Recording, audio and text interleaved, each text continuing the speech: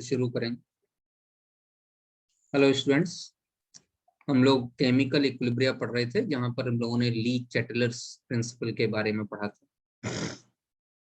ली चैटलर्स principal में मैंने effect of temperature, effect of pressure और इफेक्ट ऑफ कंसंट्रेशन की बात की थी। आपको याद हो, जब हम लोग इक्विलिब्रियम कांस्टेंट पर किस किस पर डिपेंड कर रहा है उसकी बात कर रहे थे, तो मैंने कहा था टेम्परेचर के बारे में मैं आपको ली चैटलर प्रिंसिपल में एक चीज समझाऊंगा। Effect of temperature on the equilibrium constant Kc, equilibrium constant Kp is determined by the want of factor, want of equation। तो चलिए बात करते हैं।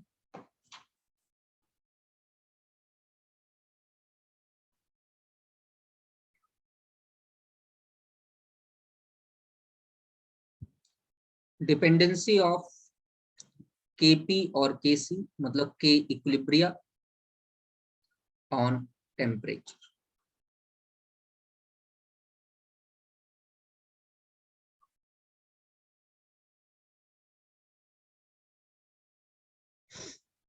इसकी बात करो।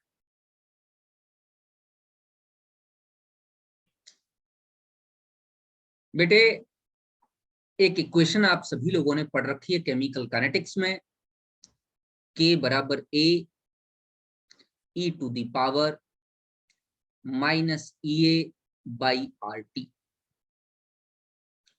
इसको आर्हीनियस इक्वेशन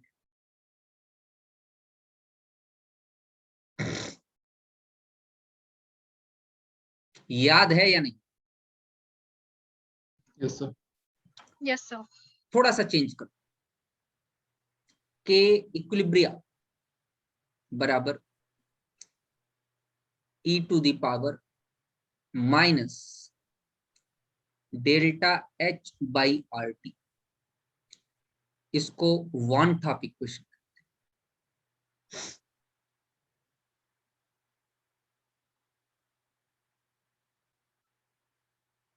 मैं आपको उस तरीके से समझा रहा हूं जिससे कि आप कभी भी भूलें ना।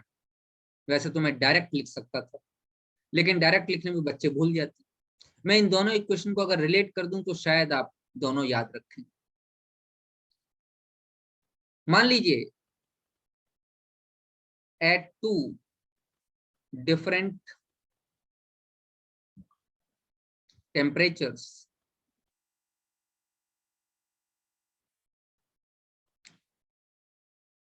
T1 and T2, the equilibrium constant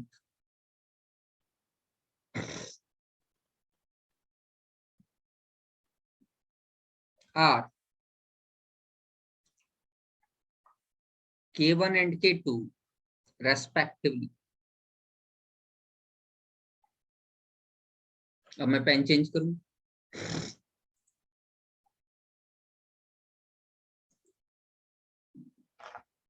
क्या फॉर्मूला बन जाएगा?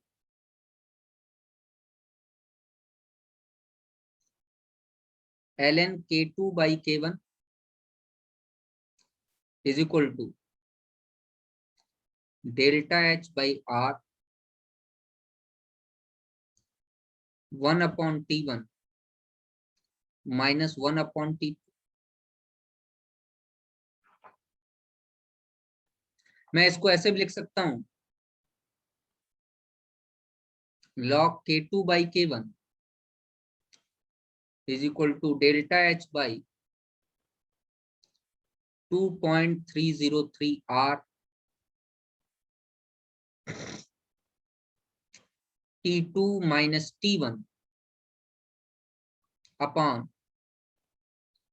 T1 T2। अगर यहां तक किसी को कोई प्रॉब्लम है तो अभी बताएगा। मैं ये क्वेश्चन आपको पहले ही डेराइव करवा चुका हूं, इसलिए मेरे हिसाब से यहां तक किसी को कोई प्रॉब्लम नहीं होनी चाहिए। Yes sir. ठीक है भैया। बेटा, मेरे पास इक्वेशन है वी हैव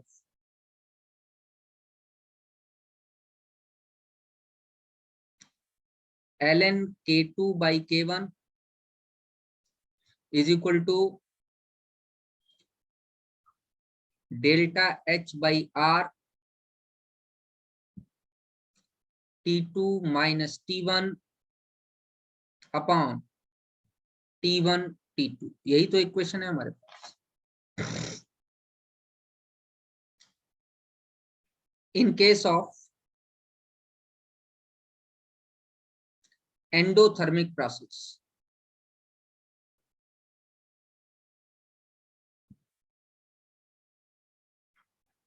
अगर मैं एंडोथर्मिक प्रोसेस की बात करूं, ऊष्मा शोषी अभिक्रिया,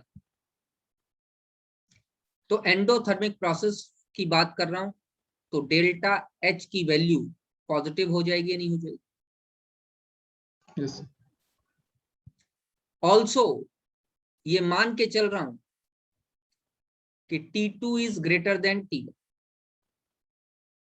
तो जरा इस इक्वेशन में लगाओ, अगर T2 ग्रेटर देन T1 हो जाएगा तो log K2/K1 और डेल्टा H पॉजिटिव है ही, तो log K2/K1 पॉजिटिव आ जाएगा नहीं आ जाएगा? Yes, ln K2/K1 is positive value आ जाएगी नहीं? तो मेरे हिसाब से K2 will be greater than K1 हो जाएगा नहीं? K2 K1 से बड़ा हो। और आप ये मान चुके हो कि T2 हाई टेम्परेचर है और T1 लो टेम्परेचर। अगर T2 हाई टेम्परेचर है, T1 लो टेम्परेचर, उस समय K2 बड़ा आ रहा और प्रोसेस एंडोथर्मिक है, तो मुझे कहना पड़ेगा कि फॉर एंडोथर्मिक प्रोसेस, ऊष्मा शोषी अभिक्रिया की एंडोथर्मिक रिएक्शंस के लिए, as the temperature increases, reaction shifts in forward direction। क्यों? K2/K1 पॉजिटिव है, K2 बड़ा है, तो टेम्परेचर बढ़ाओगे तो रिएक्शन, एंडोथर्मिक प्रोसेस वाली रिएक्शन फॉरवर्ड डायरेक्शन की तरफ भागेगी, क्योंकि K2 का वैल्यू बड़ा है। ये केस नंबर 1। अच्छा, जरा केस नंबर 2 की भी बात कर लेते।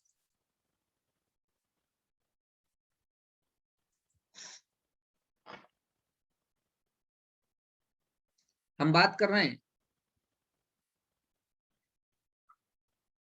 इन केस ऑफ एक्सोथर्मिक प्रोसेस, ऊष्मा क्षेपी अभिक्रिया। एक्सोथर्मिक मतलब एनर्जी इज रिलीज्ड। तो अगर एनर्जी इज रिलीज तो थर्मोडायनेमिकली डेल्टा H की वैल्यू क्या हो जाएगी? निगेटिव।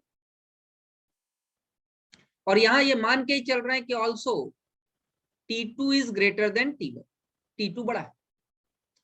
तो हमारे पास ln K2/K1 या K2/K1 का वैल्यू निगेटिव में ही तो आ जाएगा।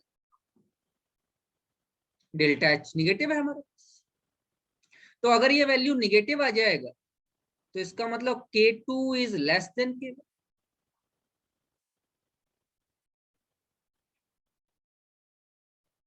K2 K1 से छोटा हो जाएगा, K2 K1 से छोटा हो जाएगा। इसका मतलब for exothermic process, as the temperature is increased, reaction या equilibria shifts in backward direction, backward direction।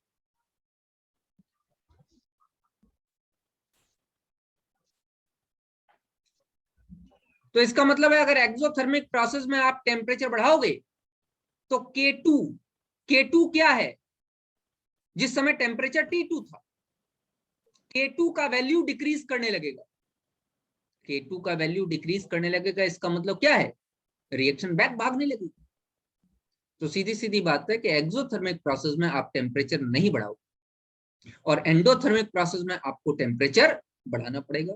ये जो इक्वेशन उन्होंने दी, इस इक्वेशन का नाम है 1/2 इक्वेशन। क्या आप सभी लोगों को याद रहेगी ये इक्वेशन? काफी आसान सी इक्वेशन है। yes, sir. आगे बढ़ते,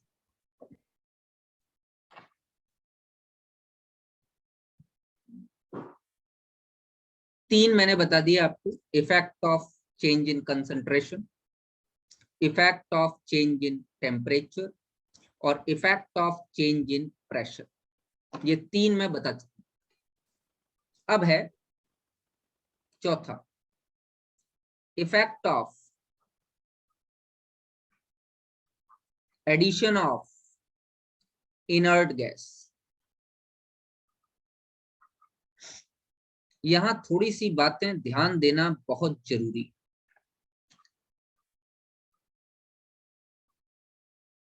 ये पॉइंट नंबर 4 है।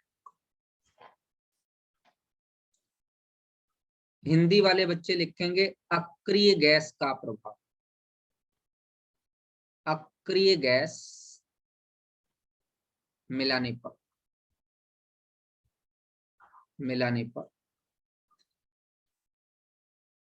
क्या इफेक्ट पड़ेगा।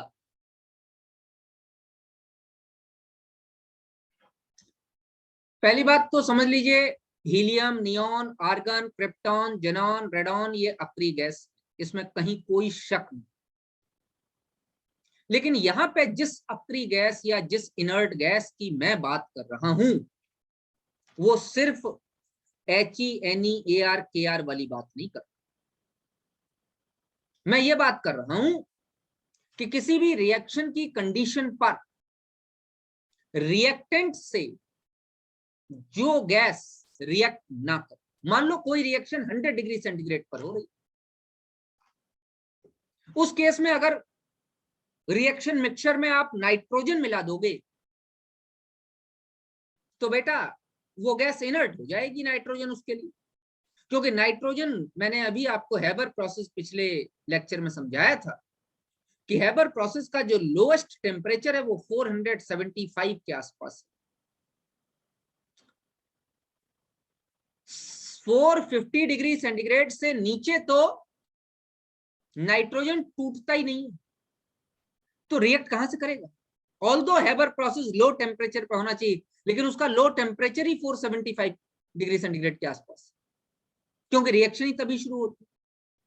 इसका मतलब ऐसी कोई भी रिएक्शन जहां पर जो मिलाने वाली गैस है वो रिएक्टेंट मॉलिक्यूल के साथ कोई रिएक्शन शो नहीं कर रही, वो इनर्ट कहलाई। मेरी बात कुछ पल्ले पड़ रही है? yes, तो sir. सिर्फ हीलियम, नियॉन, आर्गन, क्रिप्टॉन की बात नहीं कर, कोई भी ऐसी इनर्ट, कोई भी ऐसी गैस जो उस कंडीशन में रिएक्टेंट या प्रोडक्ट किसी से रिएक्ट न कर, उस रिएक्शन में उसका रिएक्शन ना हो रहा हो, तो उसको inert.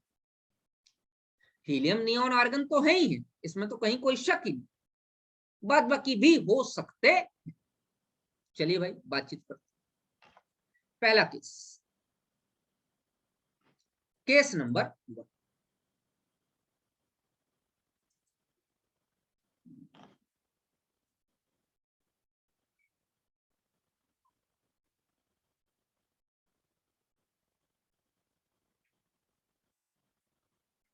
Addition of inert gas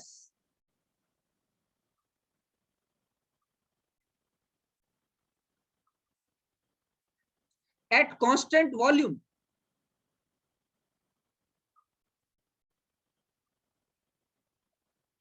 container बंद है।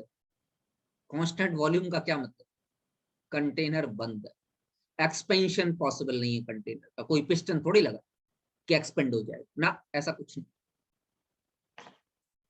अगर ऐसा है तो बड़े बड़े अक्षरों में लिख लो, no effect of addition of inert gas अगर कंटेनर क्लोज है, वॉल्यूम में कोई चेंज ही नहीं हो रहा, फिक्स है वॉल्यूम, और तुम उसमें एडिशन कर रहे हो इनर्ट गैस का, कुछ नहीं हो, कोई फर्क नहीं पड़ता। अच्छा, case number 2,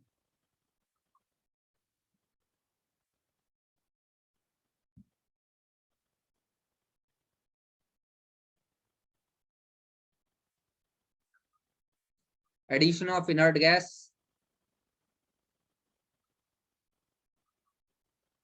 at constant pressure.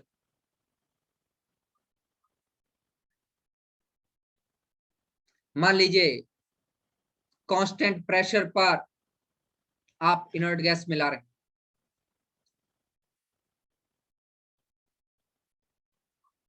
Delta N G is equal to 0। Delta N G मतलब number of gaseous moles of product minus number of gaseous moles of reactant.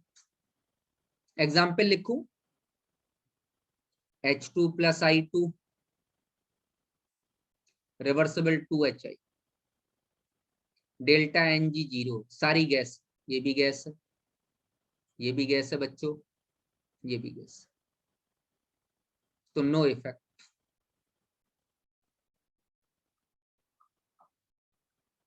कोई इफेक्ट नहीं, इक्विलिब्रिया पर कोई इफेक्ट नहीं पड़ेगा। अच्छा, delta N G is equal to positive, product minus reactant, number of gases moles of product minus number of gases moles of reactant, PCl5 gas reversible, PCl3 gas plus Cl2 gas,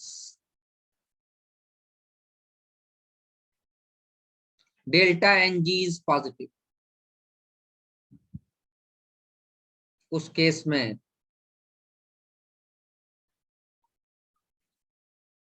equilibrium will shift in forward direction.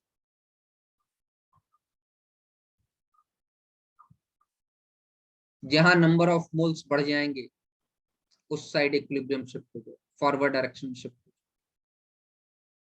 जाए। अगर आपने constant pressure पर, pressure में कोई change नहीं किया, constant pressure पर inert gas add किए, चलिए नंबर 3, ध्यान रखना है इन समय वॉल्यूम कांस्टेंट नहीं, delta N G is equal to negative, N2 gas, 3H2 gas, रिवर्सिबल 2NH3 गैस। अगर delta N G number of gaseous moles of product minus number of gaseous moles of reactant का value negative आ रहा है, तो equilibrium will shift in backward direction.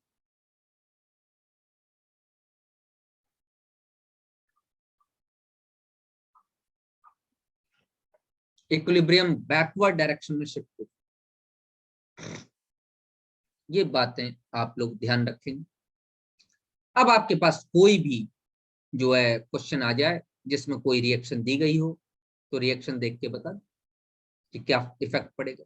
मैं कहूं Haber process में अगर मैं इनर्ट गैस मिला दूं कांस्टेंट प्रेशर पर, तो क्या इफेक्ट पड़ेगा, तो आपको कहना पड़ेगा the yield of ammonia will ultimately decrease because the reaction, the equilibria will be shifted in the backward direction and the formed ammonia will decomposed into nitrogen and hydrogen.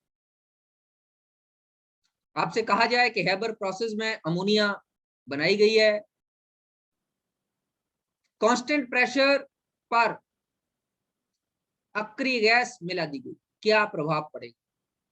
आपको यह कहना पड़ेगा कि साम्य विपरीत दिशा में चला जाएगा और बनी हुई अमोनिया वापस डिकम्पोज हो जाएगी नाइट्रोजन और हाइड्रोजन। बैकवर्ड चले। मैं कहूं PCl5 वाली रिएक्शन में अगर कांस्टेंट प्रेशर पे हमने इनर्ट गैस डाल दी तो आपको कहना पड़ेगा डिकम्पोजिशन, PCl5 का डिकम्पोजिशन बढ़ जाएगा, क्योंकि इक्विलिब्रियम फॉरवर्ड डायरेक्शन में शिफ्ट हो। आपसे कहा जाए H2 + I2 रिवर्सिबल 2HI में इनर्ट गैस डाल दी कांस्टेंट प्रेशर पर, आपको कहना पड़ेगा कोई इफेक्ट नहीं होगा, क्योंकि डेल्टा Ng 0 है। मेरे हिसाब से बात समझ में आ गई बेटा? कोई problem? Yes, sir. No, sir. No, sir. And the number 5th part.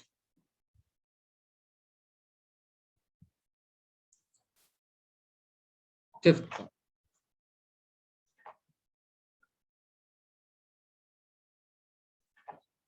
Addition of catalyst. अगर उत्प्रेरक डाल दूं, कैटलिस्ट डाल दूं, तो क्या इफेक्ट पड़ेगा? लिखिएगा, catalyst has no effect on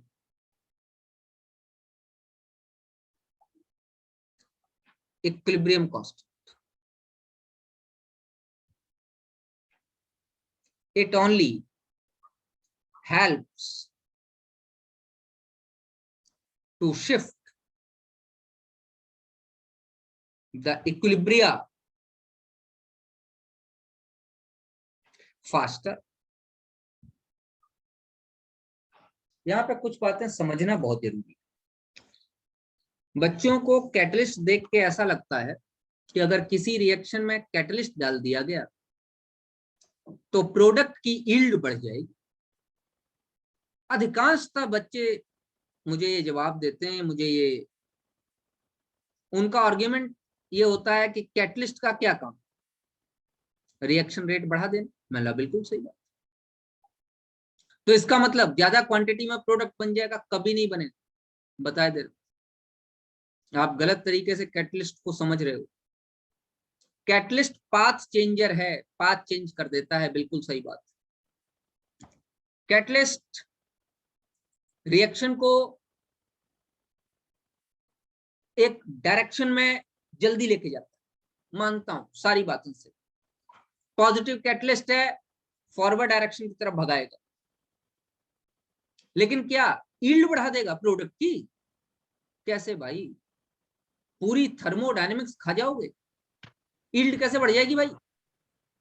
मालूम चले हैबर प्रोसेस में 67% अमोनिया बन रही है, तो क्या आयरन कैटलिस्ट और मोलिब्डेनम प्रमोटर डाल के 67 की जगह तुम 70% भी अमोनिया बना सकते हो क्या? नहीं बना सकते। किसी रिएक्शन की यील्ड नहीं बढ़ा सकता कैटलिस्ट किसी भी कीमत पर। तो क्या फायदा है कैटलिस्ट डालने का? क्यों डाल रहे हो?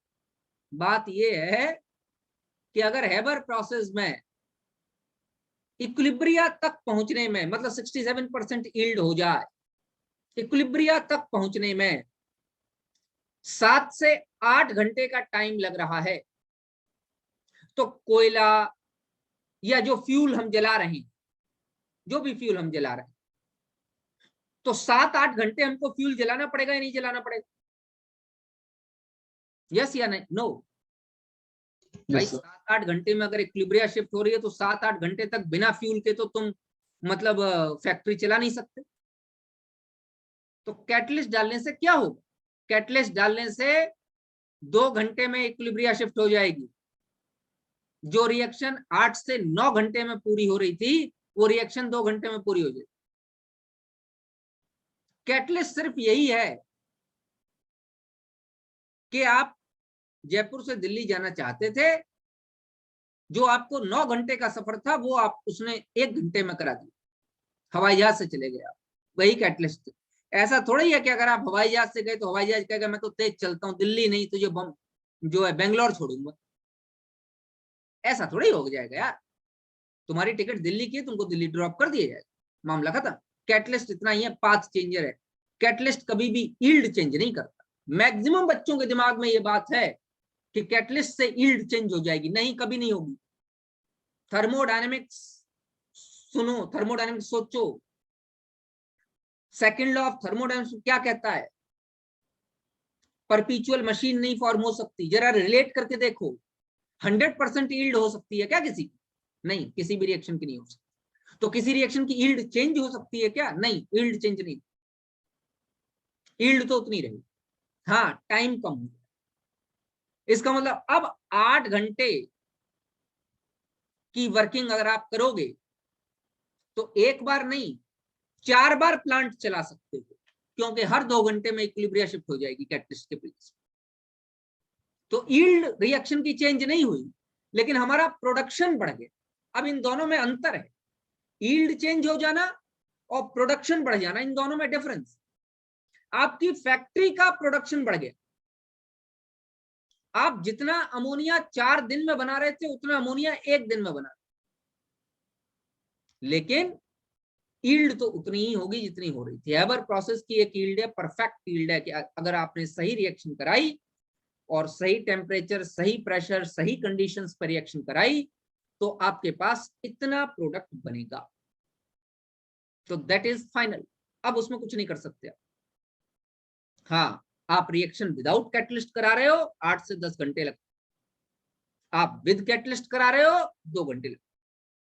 और एक बात तो लिखने की शायद जरूरत नहीं है कि catalyst do not take part in the reaction process. Catalyst do not take part या get used in the reaction process. Reaction process में कैटलिस्ट यूज नहीं होता। कैटलिस्ट आपने जितना डाला था उतना आपको बाद में भी मिल जाएगा। Catalyst is not used in the reaction process. तो सीधी सीधी बात है, इक्विलिब्रियम कांस्टेंट पर कोई इफेक्ट नहीं करता, सिर्फ इक्विलिब्रियम को शिफ्ट होने में हेल्प करता। It helps to shift the equilibrium faster. The equilibrium जल्दी डेवलप हो जाता है, ज्यादा आसानी से डेवलप हो जाता है, और हमारा फ्यूल बच जाता है, प्रोडक्शन अच्छा हो जाता है, और इकोनॉमिकल हेल्पफुल है कैटलिस्ट। बेटे आज ये आप लोगों का केमिकल इक्विलिब्रियम वाला पार्ट मैंने आपको करा दिया। अब आगे जो हम लोग इक्विलिब्रियम में पढ़ेंगे इसका सेकंड पार्ट है जिसका नाम है आयनिक इक्विलिब्रियम। ठीक है, तो हम लोग सेकंड पार्ट पढ़ेंगे इसका अगली क्लास में, जिसका नाम है आयनिक इक्विलिब्रियम।